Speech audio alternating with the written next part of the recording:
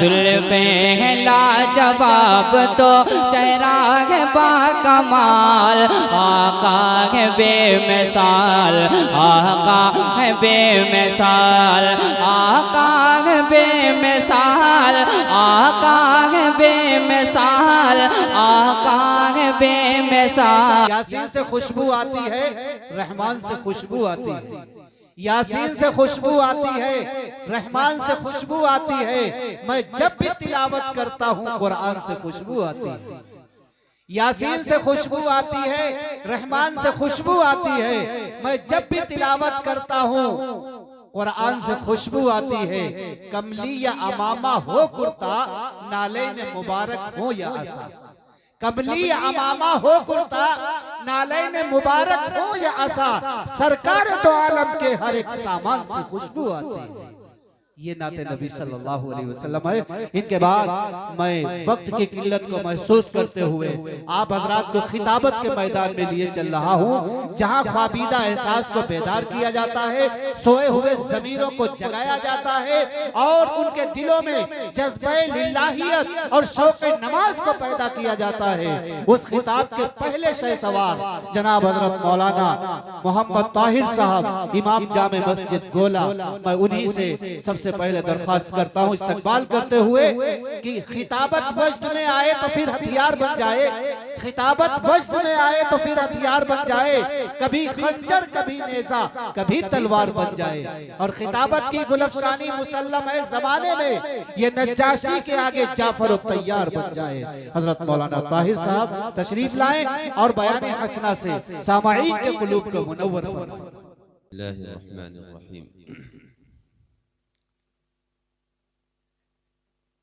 नहमदुहु व नुसल्ली अला रसूलिहिल करीम, अम्मा बाद। अऊज़ु बिल्लाहि मिनश शैतानिर रजीम, बिस्मिल्लाहिर रहमानिर रहीम। वज़्कुरू निअमतल्लाहि अलैकुम इज़ कुंतुम अअदाअन फ़अल्लफ़ बैन क़ुलूबिकुम फ़अस्बहतुम बिनिअमतिहि इख़वाना व कुंतुम अला शफ़ा हुफ़रतिन मिनन नारि फ़अनक़ज़कुम मिन्हा कज़ालिक युबय्यिनुल्लाहु लकुम आयातिहि लअल्लकुम तहतदून। सदक़ल्लाहुल अज़ीम।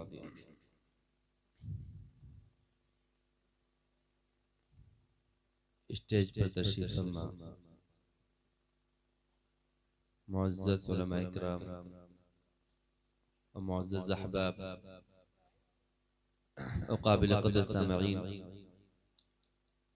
बहुत खुशी की बात है, बहुत मसरत का मौका है कि अल्लाह रब्बुल इज़्ज़त ने हम सबको इस मजलिस में शरीक होने की तौफीक बख्शी। अल्लाह रब्बुल इज़्ज़त की तौफीक ही से सब कुछ होता है, वरना महिला बहुत बड़ा है, बहुत सारे मुसलमान हैं, लेकिन जलसे गाह के अंदर जो तादाद है, या अल्लाह रब्बुल इज़्ज़त की तौफीक जिनको मिली वो यहाँ के ऊपर तशरीफ लाए।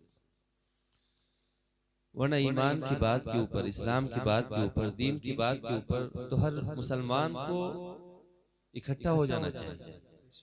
हर मुसलमान को मजलिस के अंदर तशरीफ लाना चाहिए। मजलिस के ऊपर बैठने पर अल्लाह रब्बुल इज़्ज़त की तरफ से मग़फ़िरत के वादे हैं। सिर्फ बैठने के ऊपर अगर कोई इंसान अपने काम से आया है और दीन की मजलिस में बैठ गया, उसकी भी मग़फ़िरत का वादा अल्लाह रब्बुल इज़्ज़त की तरफ से। तो जो बिलक़स्द आए, बिल इरादा मजलिस के अंदर बैठने के लिए तशरीफ लाए, आप उसके बारे में अंदाजा लगाएं कि कितना अज्र और सवाब अल्लाह रब्बुल इज़्ज़त की तरफ से उसके खाते में लिखा जाएगा। चलिए, बहरहाल हम लोग बैठे हैं, जमा हुए हैं, तो कुछ बातें जब दीन की निस्बत के ऊपर बैठे हैं तो दीन की कुछ बातें हमारे सामने आनी चाहिए ताकि हमारा बैठना वसूल हो जाए। और दीन के अंदर, दीन की मजलिस में बैठने का मकसद ये होना चाहिए कि जो बातें कही जाएंगी उनके ऊपर इंशाअल्लाह अमल करें। अमल सबसे अहम चीज है। कहना सुनना बहुत होता है, अगर एक बात के ऊपर अमल हो जाए तो इंशाअल्लाह वो हमारी कामयाबी का जरिया बन जाएगा। हर इंसान आज के ज़माने में हर इंसान इतना जानता है, हर इंसान के पास इतना इल्म है कि जितना इल्म इंसान के पास है उसके ऊपर अमल कर ले तो उसका कामयाबी के लिए काफी है। जितना जानता है उसके ऊपर अमल कर ले तो उसकी कामयाबी के लिए काफी है। वो जन्नत का रास्ता उसको मिल जाएगा, जन्नत के अंदर पहुंच जाएगा। लेकिन फिर भी कुछ बातें जो जहन के अंदर आई है, अल्लाह रब्बुल इज्जत सही ढंग से कहने की तौफीक नसीब फरमाए और अमल करने के भी हम सबको अमल करने की तौफीक नसीब फरमाए। हर इंसान मोहताज है, हम भी मोहताज हैं, आप भी मोहताज हैं। हमको भी अमल की तौफीक नसीब फरमाए, आपको भी अमल की तौफीक अल्लाह रब्बुल इज्जत अता फरमाए।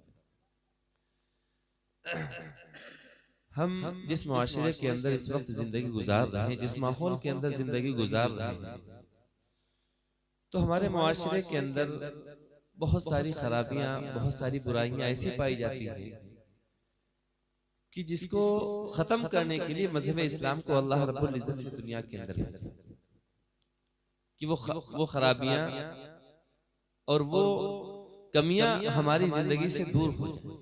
मकसद ये कि वो कमियां और वो खराबियां हमारी जिंदगी से निकल जाएं, तो इंशाअल्लाह हमारा माहौल बहुत पुरसुकून होगा और बड़ी मोहब्बत वाला माहौल होगा। हर इंसान एक दूसरे से मोहब्बत करने वाले होगा, क्योंकि इसी मकसद के लिए ही अल्लाह रब्बुल इज्जत ने मजहब इस्लाम को भेजा दुनिया के अंदर।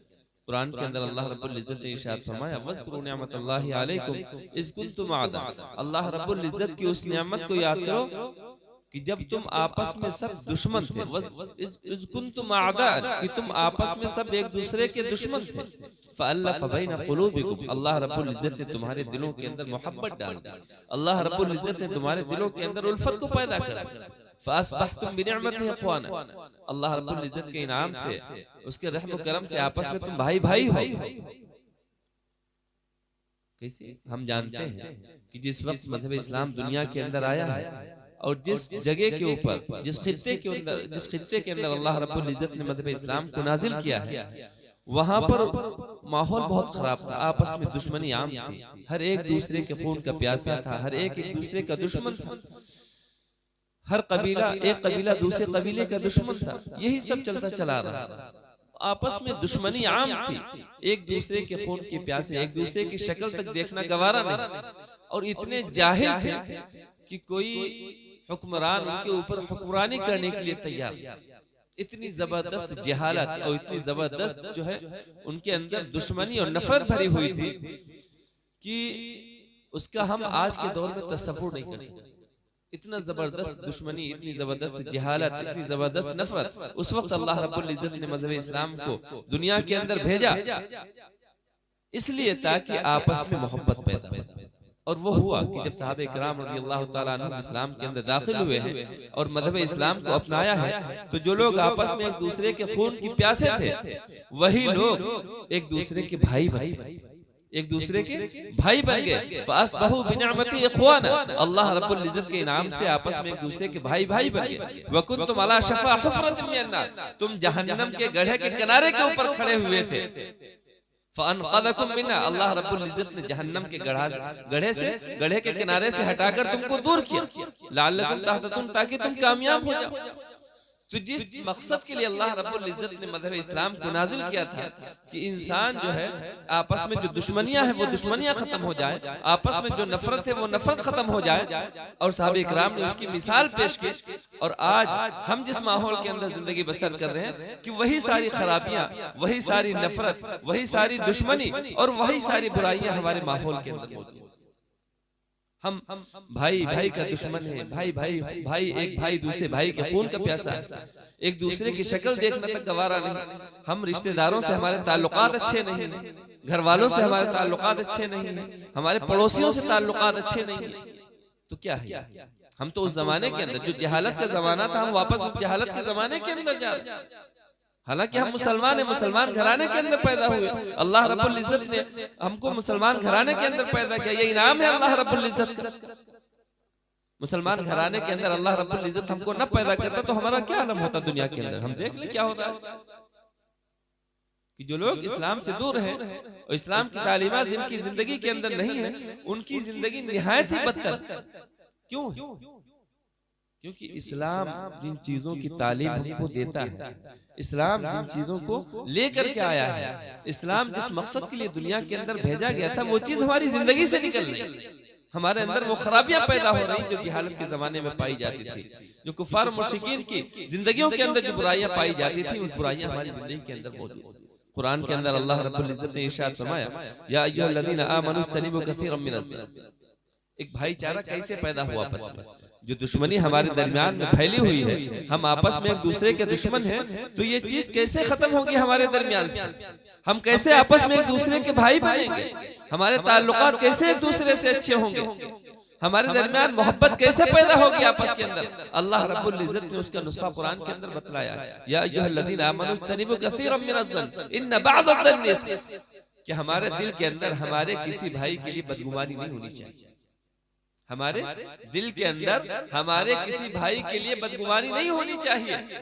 अगर हमने किसी इंसान को कोई गलत काम करते हुए देखा है तो उसकी तरफ से हम उसके लिए अपनी तरफ से उसके लिए उज़्र पेश करें। हो सकता है उसके सामने ये उज़्र हो सकता हो कि किसी मजबूरी के अंदर इंसान ने ये काम किया हो सकता है किसी परेशानी के अंदर इंसान ने काम किया हो सकता हो किसी मजबूरी के अंदर ये काम किया, तो ये गलत फहमी हमारे अंदर ना आए, हम उसकी तरफ से गलत फहमी का शिकार ना हो, उसकी तरफ से बदगुमानी अपने दिल के अंदर ना रखें।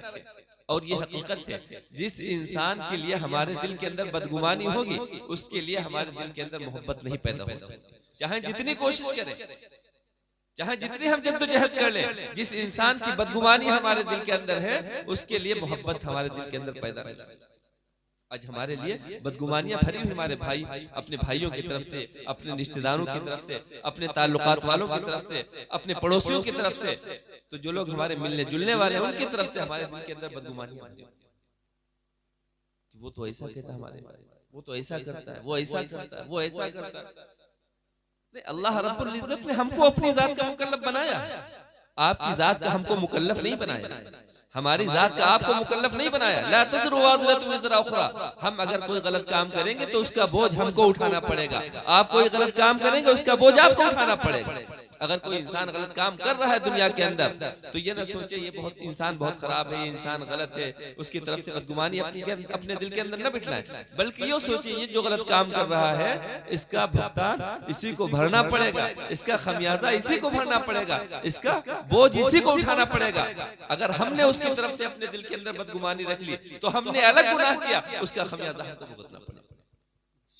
तो हमें किसी के लिए अपने दिल के अंदर बदगुमानी नहीं रखना कि इंसान क्या कर रहा है क्या नहीं कर रहा है। अरे हमारा भाई है, हम मोहब्बत करेंगे, हमारा रिश्तेदार है मुझसे मोहब्बत करेंगे, हमारा पड़ोसी है मुझसे मोहब्बत करेंगे, क्योंकि शरीयत ने हमको इस बात का हुक्म दिया। हमारे नबी की तालीम हमें ये सिखलाती है कि हमें तमाम लोगों से, दुनिया के अंदर जितने लोग हैं उन सारे लोगों से मोहब्बत करना, किसी से हमको नफरत नहीं करना। तो ये चीज हम सबसे पहली चीज है कि हम किसी के लिए अपने दिल के अंदर बदगुमानी न करें, अपने दिल के अंदर बदगुमानी न रखें कि फला इंसान कैसा है कैसा है, हमारा रिश्तेदार है, हमारा भाई है, हमारे ताल्लुकात वाला, हमारा पड़ोसी है, जो भी है हम उससे मोहब्बत करेंगे, हम उसके साथ बेहतर सलूक करेंगे। वला तजस्ससु, दूसरा अल्लाह रब्बुल इज्जत ने इरशाद फरमाया वला तजस्ससु, किसी के ऐब न तलाश करो, किसी की कमियां न तलाश करो। दूध का धुला हुआ कोई इंसान नहीं दुनिया के अंदर, हम अपने बारे में सोचे कि हम दूध के धुले हुए हैं, ऐसा नहीं। हाँ, दूसरों के सामने अपने आप को दूध का धुला हुआ जाहिर तो कर सकते हैं, दूसरों के सामने अपने आप को दूध का धुला हुआ जाहिर तो कर सकते हैं, लेकिन हम अपने बारे में खुद जानते हैं कि हमारे अंदर कौन कौन सी कमियां हैं, हम कौन कौन से गुनाह करते हैं, हम किन किन गुनाहों के अंदर मुलव्विस हैं, वो हम खूब अपने बारे में जानते हैं। साहिल बैत अदरा मा फी, कि घर वाला अपने घर के बारे में खूब अच्छी तरीके से जानता है कि उसके घर के अंदर क्या चीज है। दूसरों के सामने हम नेक बने, शरीफ बने कि हम गुनाह नहीं करते, हम ऐसे हैं, हम वैसे हैं, हम ये नहीं करते, हम वो नहीं करते, तो ये करने से कोई फायदा नहीं। कोई इंसान दूध का धुला हुआ नहीं होता, ना हम दूध के धुले हुए ना आप दूध के धुले हुए। हमसे भी गलतियां होती हैं, आपसे भी गलतियां होती हैं, क्योंकि अल्लाह रब्बुल इज्जत ने इंसान को, इंसान के खमीर के अंदर, भूल चूक को इंसान के खमीर के अंदर रखा। अव्वलुन नास, पहला इंसान हजरत आदम अलैहिस्सलातु वस्सलाम, उनसे भी भूल चूक हुई, तो अल्लाह रब्बुल इज्जत ने इंसान की फितरत के अंदर भूल चूक रखी है। इंसान की फितरत के अंदर ये चीज रखी है, दोनों तरह के मादे इंसान की फितरत के अंदर अल्लाह रब्बुल इज्जत ने रखे कि इंसान के अंदर गुनाह करने का भी मादा रखा है और इंसान के अंदर भलाई करने का भी मादा रखा है। अगर कोई इंसान कोई बुराई करता है तो हमें उसकी बुराई की तलाश में नहीं रहना चाहिए। क्यों हम लोग बुराइयां क्यों तलाश करते हैं? ताकि हम इंसान को जलील कर सकें, महफिल में बैठ करके हम लोगों के सामने उसकी बुराइयां बयान कर सके। किसी से कोई कहा सुनी हो गई, थोड़ी बहुत कहा सुनी हो गई, किसी से तू मैं हो गई। अब हम क्या करते हैं कि हम उसकी कमियां तलाश करते हैं, उसकी बुराइयां तलाश करते हैं, और तलाश करते यहाँ तक पहुंच जाते हैं कि हम उसको जलील करने की कोशिश करते हैं। कि इंसान अगर कहीं बैठा हुआ है तो हम उसकी कमियों को उस मजलिस के अंदर बयान करते हैं ताकि ये इंसान जलील हो। इज्जत और जिल्लत अल्लाह के हाथ में है। हम अपने जहन से ये खन्नास निकाल दें कि हम किसी को दुनिया के अंदर इज्जत दे सकते हैं या किसी को जलील कर सकते हैं। नहीं जलील कर सकते। पूरी दुनिया मिलकर अगर किसी इंसान के पीछे पड़ जाए और जलील करना चाहे और अल्लाह रब्बुल इज्जत न चाहे तो किसी के माई के लाल के बस की बात नहीं कि उसको जलील। अल्लाह रब्बुल इज्जत व तुइज्जु मन तशा व तुज़िल्लु मन तशा, इज्जत और जिल्लत दोनों अल्लाह के हाथ में। अल्लाह रब्बुल इज्जत जिसको चाहे उसको इज्जत देता है, जिसको चाहे जलील करता है। जलील करने पर आ जाए तो इंसान को घर बैठे बैठे जलील। तो हम किसी के ऐब न तलाश करें, वला तजस्ससु, ऐब न तलाश करें। अगर ऐब ही तलाश करना तो हम अपनी जात के अंदर ऐब तलाश करें। जो इंसान अपने ऐब, जिस इंसान की नजर अपने गुनाहों के ऊपर रहती है, अपनी कमियों के ऊपर रहती है, उस इंसान की निगाह दूसरे के गुनाहों के ऊपर नहीं पड़ती। और जो इंसान, जिस इंसान की निगाह दूसरे के ऐबों के ऊपर रहती है, दूसरे के गुनाहों के ऊपर रहती है, उसको अपनी जात के अंदर अपनी जात पर नजर करने की तौफीक नहीं होती। कहते ना, दूसरे की आंख का तिनका नजर आ जाता है, अपनी आंख का शहतीर नजर नहीं आता। हम चाहे जितने बड़े बड़े गुनाह करते हैं वो हमको गुनाह नहीं लगते, और दूसरा इंसान छोटी सी गलती करता है, दूसरा इंसान छोटी सी गलती करता है तो हम ये समझते हैं कि इसने बहुत बड़ा। तो ये चीज हम अपने निकाल दें अपनी जिंदगी से। किसी की हमें ऐब नहीं तलाश करना, वला यग़्तब बअदुकुम बअदा, और हम एक दूसरे की गीबत न करें, एक दूसरे की बुराइयों को बयान न करें। अल्लाह रब्बुल इज्जत ने हमें इस बात का हुक्म दिया है कि अगर तुम किसी की किसी ऐब, किसी के किसी गुनाह से तुम वाकिफ हो, किसी की किसी बुराई से वाकिफ हो, तो उस बुराई को छुपाना, उस बुराई के ऊपर पर्दा डालना ये इंसान की जिम्मेदारी है। क्योंकि इंसान का जो राज होता ना, किसी इंसान से कोई गलती हो गई, अब उस गलती को हम जानते हैं, उसके गुनाह को हम जानते हैं। अब हमारे लिए ये जायज नहीं है उसकी उस गलती को दूसरों के सामने बयान करें, उसकी बुराई को दूसरों को बयान करें। गीबत कहते हैं उसको कि इंसान के अंदर कोई कमी हो, इंसान के अंदर कोई खामी हो, उसकी उस गलती को, उसकी उस खामी को दूसरों के सामने हम बयान करें, ये गीबत होती है। और अगर वो उसके अंदर वो गलती नहीं है, उसके अंदर वो बुराई नहीं पाई जाती, तो ये तोहमत है, ये बोहतान है, इसका गुनाह बहुत बड़ा अल्लाह रब्बुल इज्जत ने। गीबत भी गुनाह कबीरा है और बोहतान भी गुनाह कबीरा है, लेकिन गीबत से बढ़कर बोहतान की सजा अल्लाह रब्बुल इज्जत के यहाँ बड़ी है। क्योंकि बोहतान वो होता है कि इंसान के अंदर कोई बुराई नहीं है और उस बुराई को हम उसकी तरफ मंसूब कर रहे हैं, उसकी निस्बत हम उसकी तरफ कर रहे हैं, तो गीबत करने की इजाजत हमको नहीं।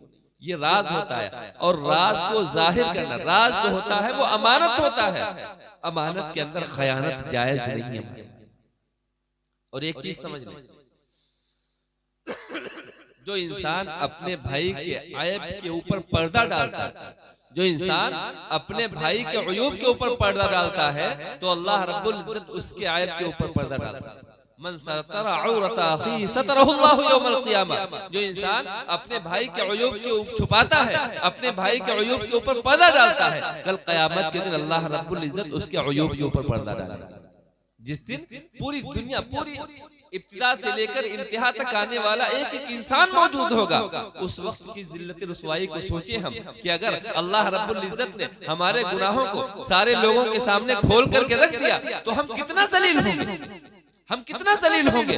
तो उस चीज को हम अपने जहन के अंदर रखें कि अल्लाह रब्बुल इज्जत ने हमको इस बात का हुक्म दिया है कि हमें अपने किसी भाई की कहीं गीबत नहीं करना, बुराई नहीं करना, और न गीबत सुनना है। गीबत करना भी हराम है और गीबत सुनना भी हराम है। हम ये समझते हैं हम तो गीबत नहीं कर रहे, कोई इंसान दूसरे की बुराई कर रहा है तो हम बुराई को सुनते रहते, नहीं, सुनना भी नहीं, मना कर दीजिए आप। गीबत इंसान की नेकियों को खा जाता है, जिस तरीके से आग लकड़ी को खा जाती है ना, इस तरीके से गीबत इंसान की नेकियों को खा जाता है। इंसान के नामे अमाल के अंदर से सारी जो अच्छाइयां होती हैं वो सारी अच्छाइयां खत्म हो जाती हैं। इतना बड़ा गुनाह है गीबत। गीबत के बारे में खुद अल्लाह रब्बुल इज्जत ने इरशाद फरमाया अयुहिब्बु अहदुकुम अन याकुला लहमा अखीहि मैता, क्या तुम इस बात को पसंद करते हो कि अपने मुर्दार भाई का गोश्त खाओ तुम? क्या ये बात पसंद है किसी को? कोई इंसान इस बात को पसंद नहीं करता है कि अपने मुर्दार भाई का गोश्त खाए। कि जिस तरीके से इंसान को ये चीज नापसंद है कि अपने मुर्दार भाई का गोश्त खाना नापसंद है, इसी तरीके से इंसान को ये चीज नापसंद होना चाहिए कि अपने किसी भाई की बुराई किसी दूसरे के सामने। और जिस इंसान की गीबत इंसान करता है, जिस इंसान की बुराई बयान करता है, उस इंसान की मोहब्बत दिल के अंदर नहीं बैठ सकती।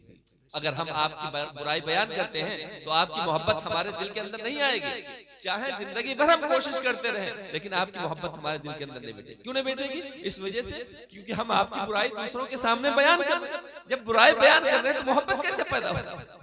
मोहब्बत उसी वक्त पैदा होगी जब दूसरों की बुराई हम अपने दिल से निकाल दें, हम दूसरे इंसान को मादूर समझें और इन तमाम चीजों से अपनी जिंदगियों को पाक करें कि न हमें किसी के लिए अपने दिल के अंदर बदगुमानी रखनी है, न किसी के ऐब को तलाश करना है, न किसी की गीबत करनी है। जब ये तीन सिफात हमारे अंदर पैदा होगी, उस वक्त हमारे मुआशरे के अंदर क्या पैदा होगी? मोहब्बत पैदा होगी, आपस में उल्फत पैदा होगी, आपस में भाईचारगी पैदा होगी। और ये चीज सहाबे किराम के अंदर थी, उन्होंने इस चीज को अपनाया था। इस वजह से अल्लाह रब्बुल इज्जत ने उनके कुलूब के अंदर मोहब्बत को डाल दिया था। अल्लाह रब्बुल इज्जत ने उनके कुलूब से नफरत को खत्म करके उनको भाई भाई बना दिया था। अगर हम ये चाहते हैं कि हमारे मुआशरे के अंदर मोहब्बत आम हो, हम ये चाहते हैं कि हमारी जिंदगी भाइयों की तरह गुजरे, हम ये चाहते हैं कि हमारे दरमियान नाइत्तेफाकी ना हो, हमारे अंदर से नफरत खत्म हो जाए, तो हमें अपनी जात के अंदर ये सिफात पैदा करनी होगी।